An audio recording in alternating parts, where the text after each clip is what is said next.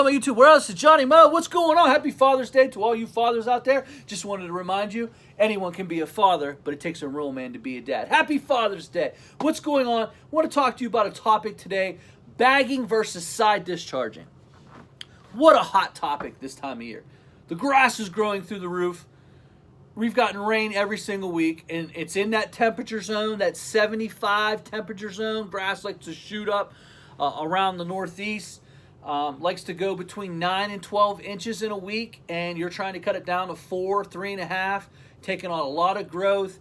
Man, bagging. You got to bag.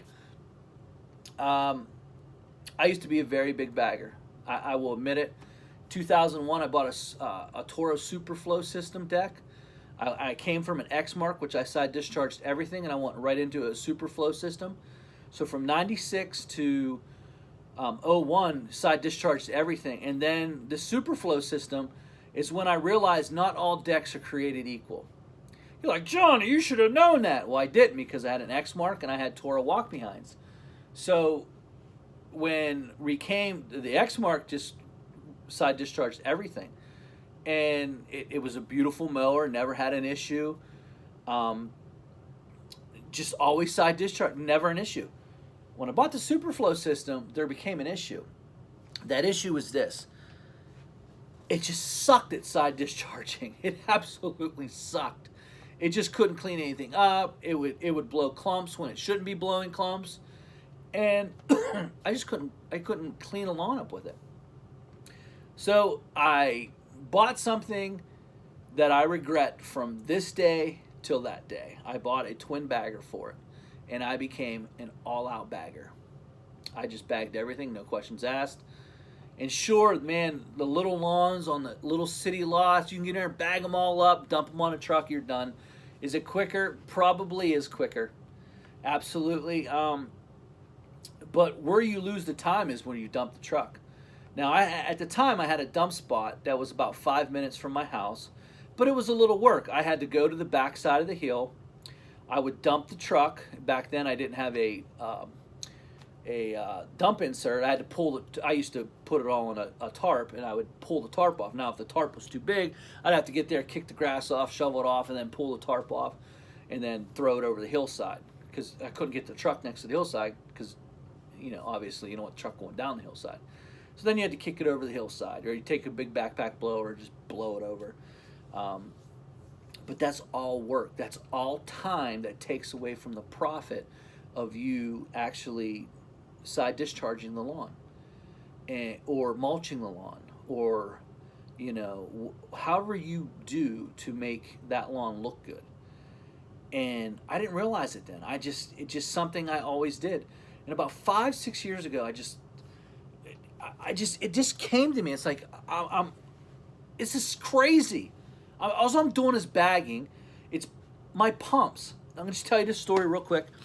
So the Superflow system, I ended up buying, I got bigger and I needed to buy a 60-inch deck. So I bought a Toro. At the time, the Turbo Force just came out that year. Superflow system was just terrible. They came out with the Turbo Force deck, and I bought a bagger for that. I was triple bagging, about 700 hours. It was still under warranty. I blew a pump and a wheel motor out. And then again, with 500 hours later, I blew a pump and a wheel motor out. Now, that second one was on me. The third one was on me also, because about 500 hours after that, I blew another one out. It was about every 500, 600, 700 hours I was blowing one out in the Toro. It didn't dawn on me what was going on. I just thought the Toro product, maybe that particular mower just couldn't take it. So I bought a diesel, and I strapped the bagging system on the diesel. Within 75 hours, I blew a pump and a wheel motor out. I got it back, still with the bagging. Within 5 hours, I blew a wheel motor out. And then I got it back after that. Now, they fixed all that for free after I got it back. It was within 30 minutes of me driving it, and I was starting to slip on the other side of the pump. I took it back, and they bought it back. Toro actually came in and bought this mower back. And I was like, I'm done with Toro. I think they're junk. Something's wrong with Toro. So I went with Exmark. I went back to Exmark. My first mower was an Exmark. I decided I'm going to go back. We're going to go back to Exmark. Bought a twin bagger for a 56 Triton deck. Obviously, everyone knows the Triton story. The Triton was the worst deck they've ever put out. I blew a wheel motor out in 75 hours. And then I got it back, and my engine was smoking. Like every time I turn on, it would just smoke. And I was like, you know what? This mower is an issue. I just took it back. I took a $800 loss on it, and they bought it back with an $800 loss. And the guy that bought the mower right after me blew the engine within 2 weeks. So I went to Ferris, upright bagger, never had a problem with the bagger. Bagger always ran good. I still bagged everything. I was blowing wheel motors and pumps within 700 hours, almost on the dot, with Ferris and Toro and Exmark. And I'm like, what is wrong? Finally. Now, you have to understand, I was putting about 900 hours a year on that main mower. And I always had a backup mower, but the main mower got about 900 hours. The most I put on in 1 year was 969. But it was between 870 and 960. And I'm like, every company, are they all making junk? So I ended up getting on the Hydro Gear website to come to find out that there was a weight rating on each pump and wheel motor, and it was that wheel it could only take so much weight.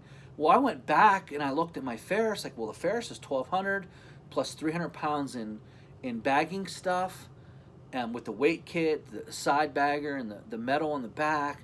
And then I'm like, wait a minute. Well, if that's 300, and these are only rated at 1,400. Well, I'm at 1,500. Then there's the operator 250, and then there's the weight of the bags. I'm like, whoa, we're way over the weight rating. And that's what was going on. I was limiting the lifespan of that mower. So not only was the bagging unit just way too much for it, these pumps and wheel motors were heating up and they were going constantly. So I decided I'm going to be smart. I'm going to go buy the biggest pumps and wheel motor. And I did that with the Snapper Pro. And I never blew a pump and a wheel motor out.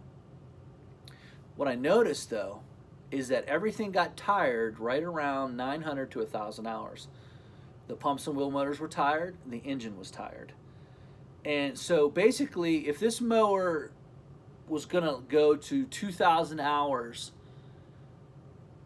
around 1,500, 1,700 hours, you start to replace everything.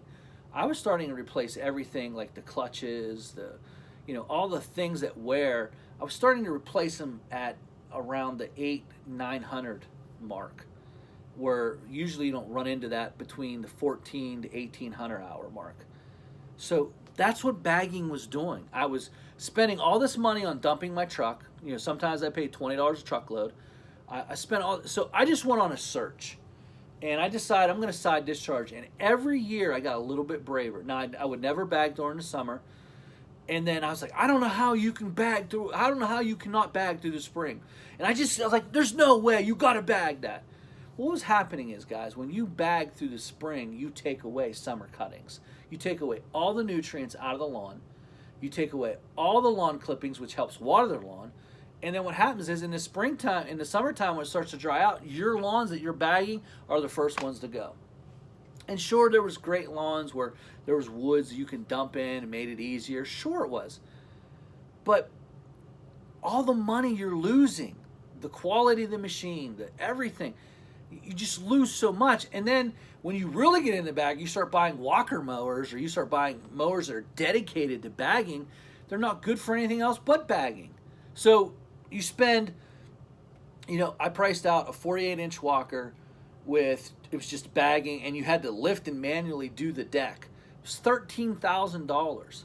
Now, if you want a side discharge, I'll sell you a deck. That's some more money. If you can get the hydraulic lift kit that'll lift it up. By the time we're all said and done, you're $21,000. And if I want a side discharge, I got to take this deck off, put this deck on. But it's the best bagging mower ever. I got fed up with it. And I said, I'm going to go find a mower that can side discharge. And So I went on a search, Skag, John Deere, whoever I could just demo, and I purchased a couple mowers, and I just really went after it and looked at it. And I found the 3 best mowers for the Northeast. Might not be the 3 best mowers for your side of town, but for where I'm at, it can clean it up. So every year for the last 5 years, I've gotten braver and braver, where this year I actually side discharged all but 2 houses in the spring, and I only bagged them up 1 time, and it was because I had it on the mower. It was at the end of the day. I didn't feel like fighting with it, so I just bagged it up and I dumped it at my house in the woods behind my house.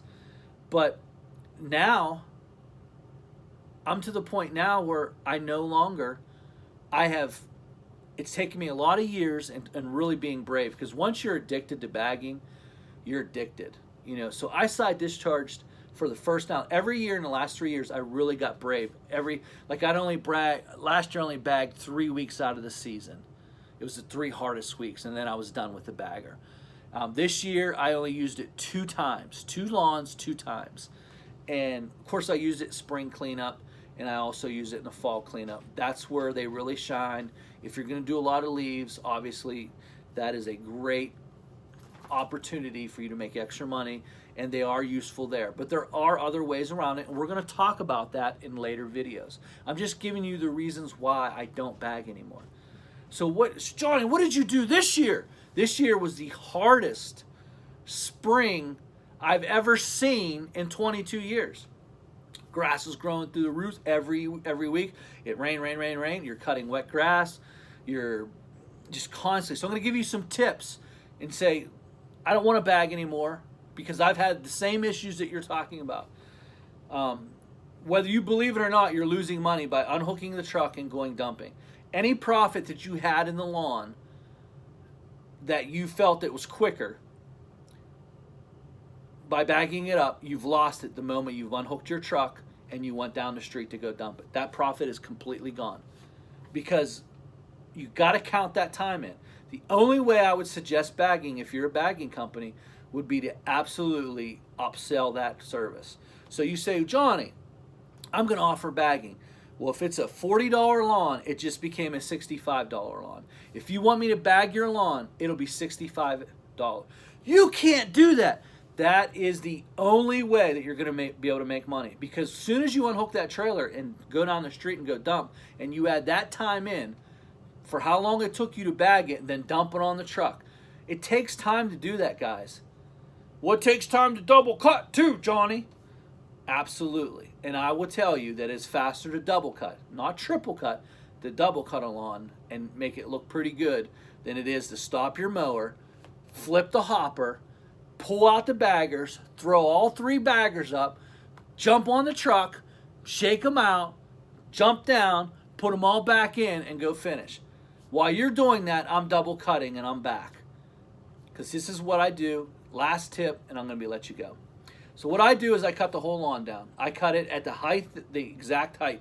So if it's 9 inches and I'm cutting at 4 inches, it's cutting at 4 inches. I go slow. That way I make sure I'm cutting all the grass, and I get it. Make sure your deck is not one of those deck that throws a ton of clumps, because if it does, this method ain't going to work for you. So get yourself a deck that doesn't throw clumps. It might be thick. So what you're doing is you're going slow, so that means you get every single clipping. You cut a nice clean cut. So I'll go cut, then I'll go weed whack, and once I'm done weed whack, I'll jump back on the mower. I'll raise it up 3/4 of an inch. So if it's at 4 inches, it's 4 3/4. I'll go over that lawn again, giving those clippings time to process, giving those clippings time to dry. That usually will do it. Sometimes you might have to do a couple lines. You might have to do them 3 times, but usually that'll get you through it. And that's what I did this year. And so I am officially a non-bagging company from here on in. As a matter of fact, I got a little surprise for you. I just got rid of my Snapper Pro, and so I bought a new mower. So I have the Ferris, which I'm keeping, and I have a new mower. So you're going to see that in the next video, but I wanted to talk to you about bagging and the issues that I have and the reason why I quit. And that's my time. Have a great day, guys.